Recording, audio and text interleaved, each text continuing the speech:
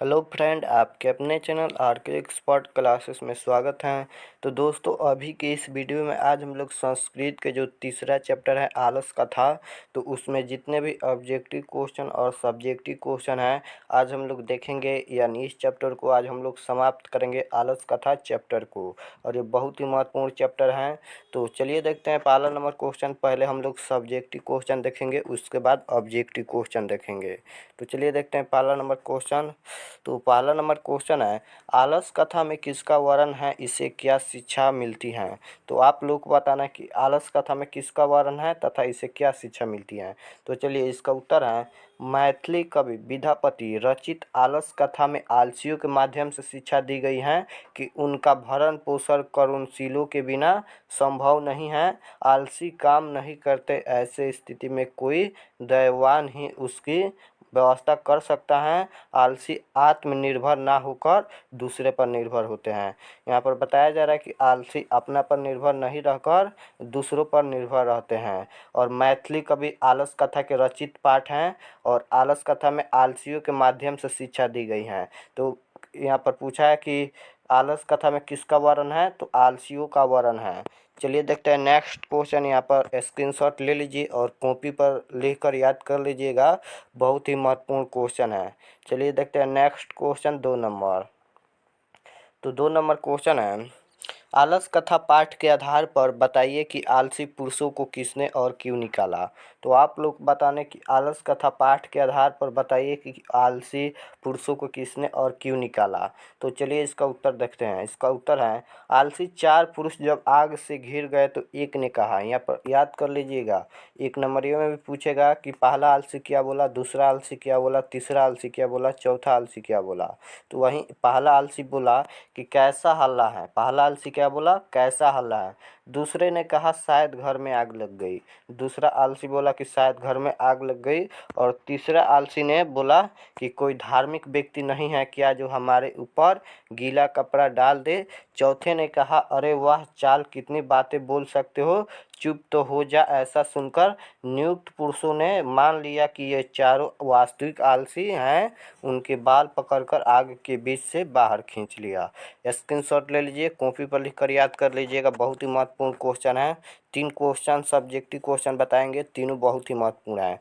और संस्कृत में आप लोग को पता होना चाहिए कि 16 आता है 2 नंबर वाला क्वेश्चन, जिसमें से 8 बनाना है। चलिए देखते हैं next question 3 number. 3 number question है, आलसशाला के कर्मचारियों ने आलसियों की परीक्षा क्यों और कैसे लिया। तो आप लोग को बताना है कि आलसशाला के कर्मचारियों ने आलसियों की परीक्षा क्यों और कैसे लिया। आलसशाला में आग क्यों लगाई गई बताना है, अथवा आलसशाला में आग क्यों लगाई गई। तो चलिए इसका उत्तर है कि आलसशाला की कर्मचारियों ने देखा कि नकली आलसी भी भोजन ग्रहण कर रहा है। जो असली आलसी थे उसे देखकर नकली आलसी भी भोजन ग्रहण करने लगे। अतः कर्मचारियों ने देखा कि नकली आलसी भी भोजन ग्रहण कर रहे हैं। अतः उन्होंने विचार किया कि सही आलसियों की परीक्षा ली जाए। अतः उन्होंने आलसशाला में आग लगवा दिया। आग लगते ही सभी नकली आलसी तो भाग गए। आग जब घर में लगा तो सभी नकली आलसी भाग गए, लेकिन असली आलसी 4 आलसी नहीं भागे। उसको राजा के कर्मचारियों ने बाल पकड़कर बाहर खींच लिया। चलिए स्क्रीनशॉट ले लीजिए और कॉपी पर लिखकर याद कर लीजिएगा, बहुत ही महत्वपूर्ण क्वेश्चन है। 3 सब्जेक्टिव क्वेश्चन है, 16 आएगा आप लोग का एग्जाम में, जिसमें से 8 बनाना है। चलिए अब ऑब्जेक्टिव क्वेश्चन देखते हैं। यहाँ पर ऑब्जेक्टिव क्वेश्चन आ गया, आंसर देते चलिएगा। चलिए पहला नंबर क्वेश्चन है, आलस कथा के रचनाकार कौन है। तो आप लोग को बताना है कि आलस कथा के रचनाकार कौन है, विद्यापति या सूरदास या कालिदास या तुलसीदास। तो आलस कथा के रचनाकार कौन है, तो विद्यापति हैं। तो option number A right answer होगा, याद रखिएगा। चलिए देखते हैं नेक्स्ट क्वेश्चन 2 नंबर। तो 2 नंबर क्वेश्चन है, आलस कथा किस ग्रंथ से उद्धत है। तो आप लोग को बताना है कि आलस कथा किस ग्रंथ से उद्धत है, पुरुष परीक्षा या स्त्री परीक्षा या मानव परीक्षा या मार्कट परीक्षा। तो आलस कथा पुरुष परीक्षा ग्रंथ से उद्धत है, याद रखिएगा। तो option number A right answer होगा। चलिए देखते हैं नेक्स्ट क्वेश्चन 3 नंबर। तो 3 नंबर क्वेश्चन है, आलस कथा क्या शिक्षा देती है? तो आप लोग को बताना है कि आलस कथा क्या शिक्षा देती है? तो आलस कथा दोष निराकरण शिक्षा देती है। तो option number A right answer होगा, याद रखिएगा। चलिए देखते हैं नेक्स्ट क्वेश्चन 4 नंबर। तो 4 नंबर क्वेश्चन है, आलसशाला में आग कब लगाई गई? तो आप बताना है कि आलसशाला में आग कब लगाई गई, रात में या दिन में या जब सब सो रहे थे या जब सब भोजन कर रहे थे। तो आलसशाला में आग कब लगाई गई? तो जब सब सो रहे थे तब आलसशाला में आग लगाई गई। तो option number C right answer होगा। चलिए देखते हैं नेक्स्ट क्वेश्चन 5 नंबर। तो 5 नंबर क्वेश्चन है, आलस कथा में किसका महत्व वर्णित है?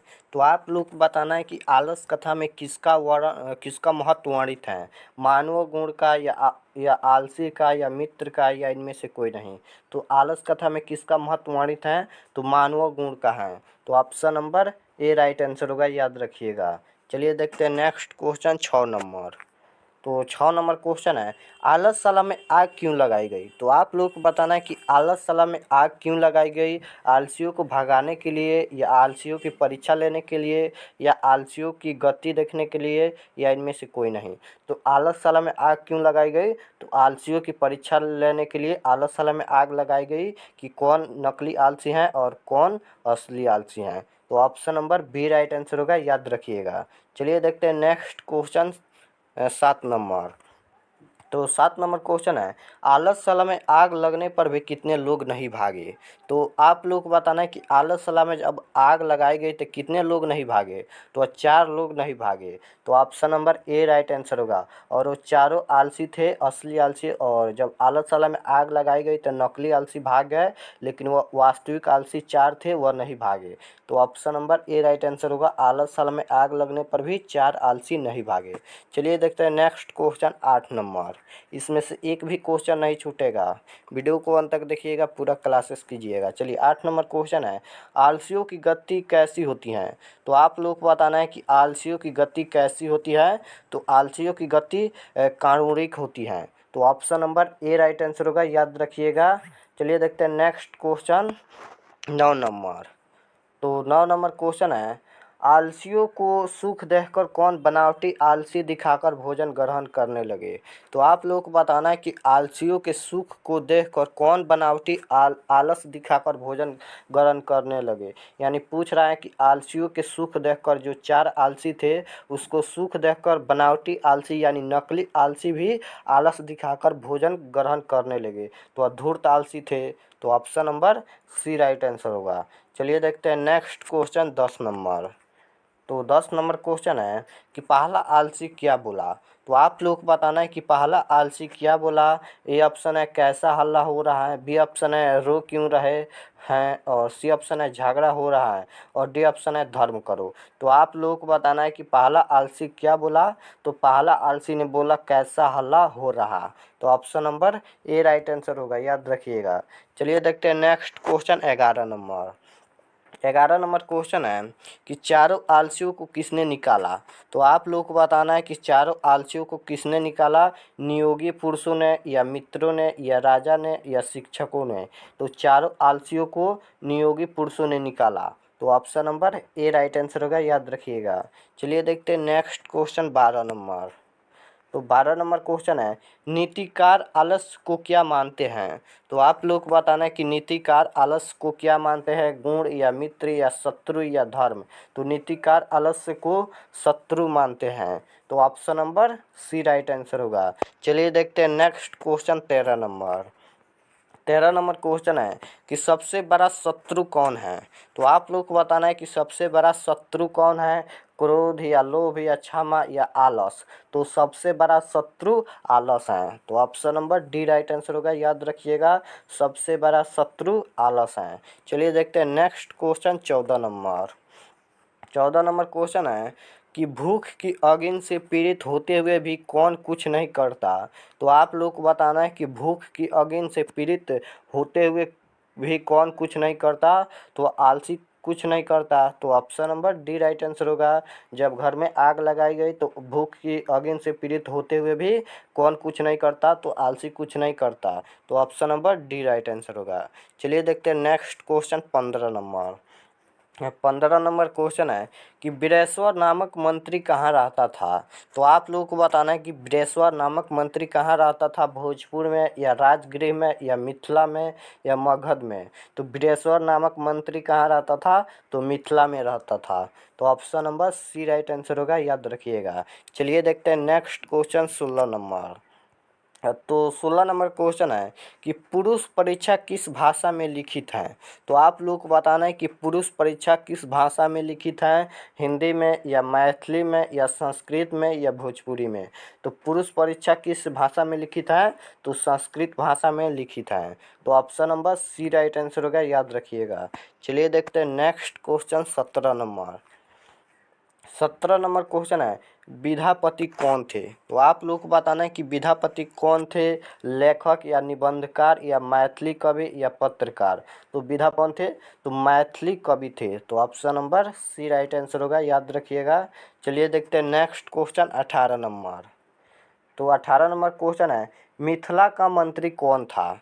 तो आप लोग को बताना है कि मिथिला का मंत्री कौन था, रामेश्वर या वीरेश्वर या सुरेश्वर या इनमें से कोई नहीं।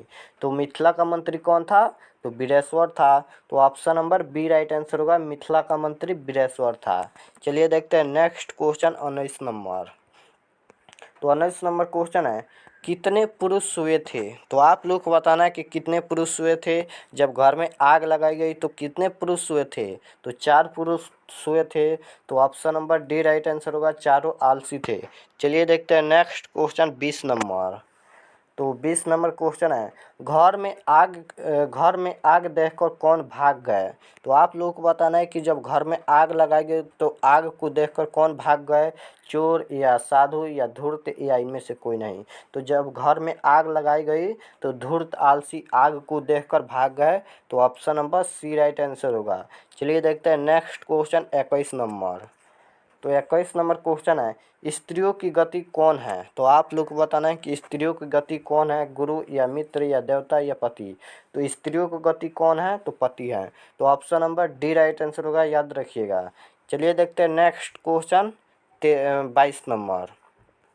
तो 22 नंबर क्वेश्चन है बालक की गति कौन है। तो आप लोग को बताना है कि बालक की गति कौन है, पिता या मित्र या माता या भाई।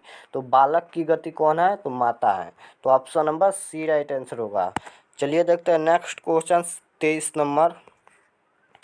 तो 23 नंबर क्वेश्चन है शरीर में सदैव रहने वाला मनुष्य का महान शत्रु कौन है।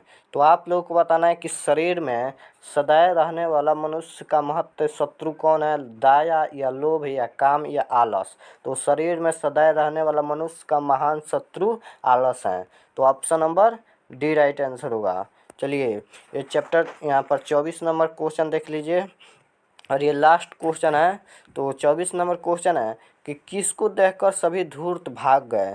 तो आप लोगों को बताना है कि किसको देखकर सभी धूर्त भाग गए, अगिन को या चोर को या मित्र को या वर्षा को। तो किसको देखकर सभी धूर्त भाग गए, तो अगिन को यानी आगे को देखकर सभी धूर्त आलसी भाग गए। तो option number A right answer होगा। चलिए यहाँ पर चैप्टर समाप्त हो गया। तो कमेंट में ज़रूर बताना कि कैसा रहा ये चैप्टर और आप लोग को पसंद आया कि नहीं। और वीडियो को लाइक नहीं किए हो तो लाइक कर दीजिए, चैनल पर नए हो तो चैनल को प्लीज़ सब्सक्राइब कर लीजिए ताकि नेक्स्ट क्लास आपके पास ज़रूर पहुँचे। तो मिलते हैं नेक्स्ट वीडियो में और कमेंट में ज़रूर बताना कि वीडियो कैसा लगा, कौन सा सब्जेक्ट का वीडियो चाहिए। तो मिलते हैं नेक्स्ट वीडियो में, तब तक अपना पढ़ाई कीजिए।